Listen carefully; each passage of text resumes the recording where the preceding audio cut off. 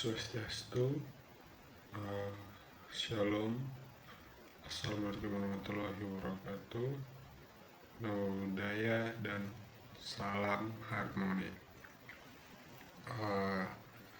Selamat siang Bapak dan teman-teman sekalian. Perkenalkan, nama saya Holman Gani Purba dengan NIM 2315101071. Nah, pada kesempatan kali ini saya akan mendemonstrasikan hasil pengembangan aplikasi personal finance tracker. Latar belakang pembuatan aplikasi ini adalah untuk menjawab tantangan pengelolaan keuangan yang seringkali tidak tercatat secara sistematis. Nah, aplikasi ini dibangun menggunakan framework Laravel 11. Di dalam aplikasi ini saya menerapkan 4 pilar utama yang diminta dalam kriteria penelitian, yaitu data visualization, complex business local, data security, dan audit trends. Mari kita mulai dengan melihat sistem keamanannya terlebih dahulu.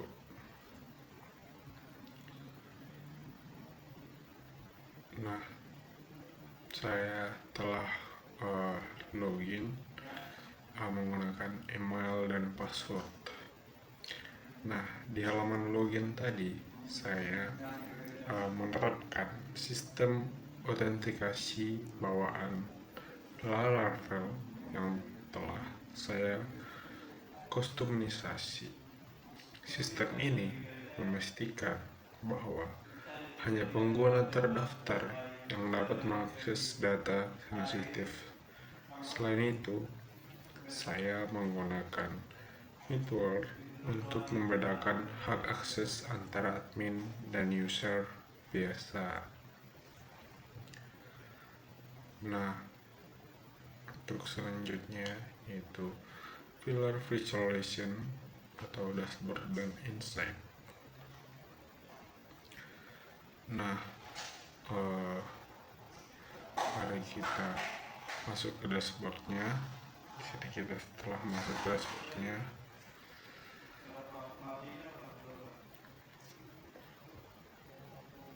setelah berhasil masuk, kita diarahkan ke dalam dashboard. Di sini adalah penerapan viral visualization. Tujuan utama dari halaman ini adalah mengubah data mentah transaksi menjadi informasi yang mudah dipahami.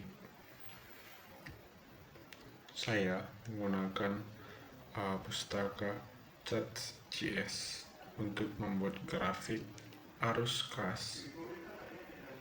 Perhatikan pada grafik di sini.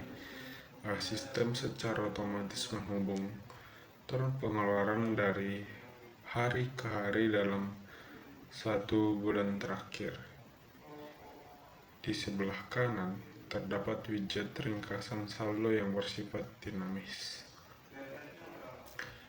Angka-angka ini tidak statis, mereka dihitung secara real time menggunakan query aggressive equipment seperti sum dan count. Hal ini memungkinkan pengguna mendapatkan helikopter view. Terdapat kesepakatan keuangan mereka tanpa harus melihat ribuan baris data di tabel. Untuk selanjutnya itu pilar complex logic atau validasi dan integritas data. Nah, di sini saya akan coba menambahkan transaksi.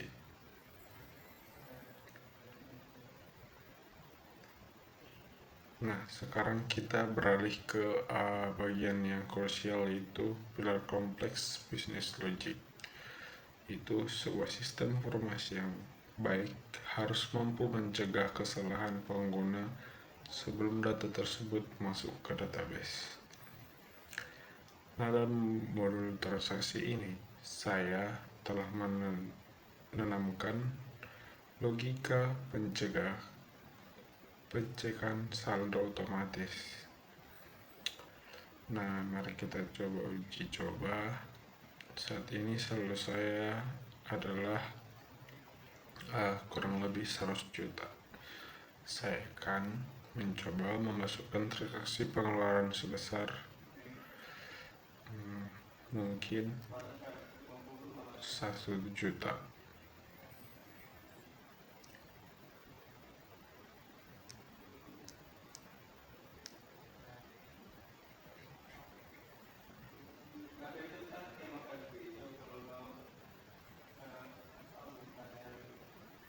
Nah, bisa kita lihat sistem menolak transaksi tersebut dan menampilkan pesan peringatan. Logika di balik layar ini bekerja dengan memeriksa jenis kategori. Jika kategori bersifat expense atau pengeluaran, maka sistem akan menjamin fungsi Calculate Balance terlebih dahulu. Jika saldo tidak mencukupi, proses transaction create akan dibatalkan secara otomatis. Ini adalah bentuk perlindungan integritas data agar neraca keuangan tidak pernah bernilai negatif secara tidak sengaja.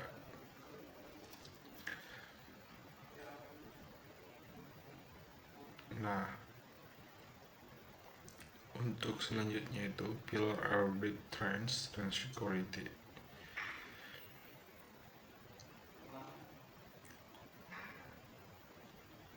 Nah, kita masuk ke activity logs.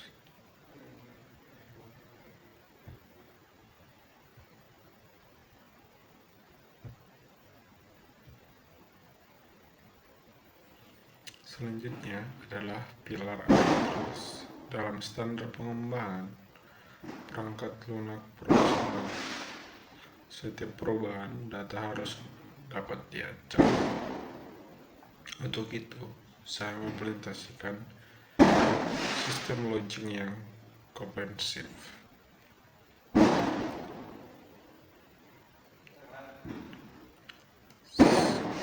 Setiap kali pengguna melakukan operasi CRUD atau create, read, update, dan delete, aplikasi saya menggunakan equipment observers.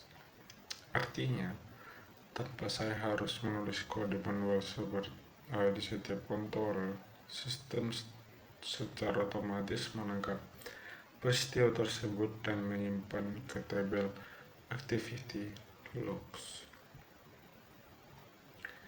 Di layar ini kita bisa melihat kolom siapa pembuatnya, aksi apa yang dilakukan, waktu dieksekusi, dan IP address.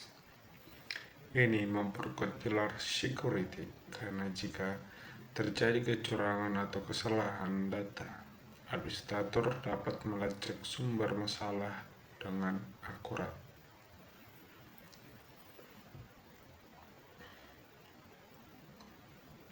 Nah, untuk selanjutnya kita akan mencoba di REST API atau unitas integrasi.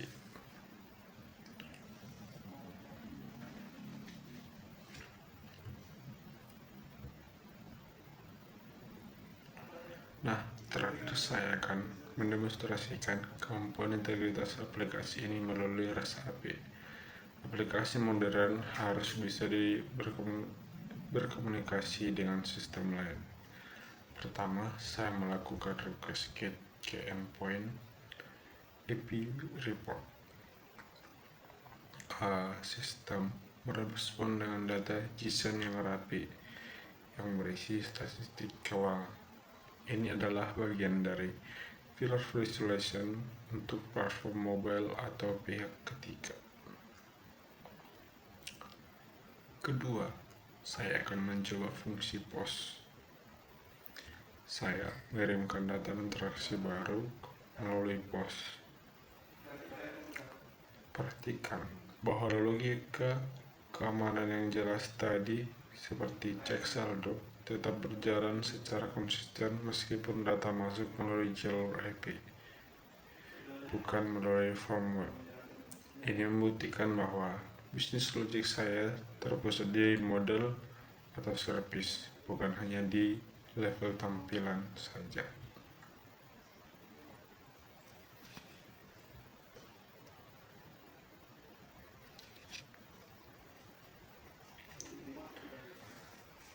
Nah, kita sudah sampai pada penghujung presentasi bos saya.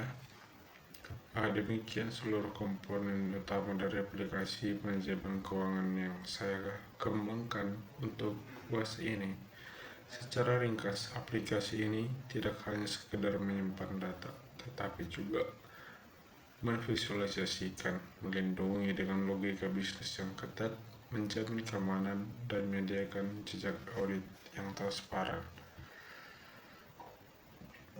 Semoga penjelasan ini dapat memberikan gambaran yang jelas mengenai kemampuan teknis yang telah saya terapkan dalam proyek ini. Terima kasih atas waktunya. Saya siap jika terima kasih atas kesempatannya. Saya ucapkan terima kasih.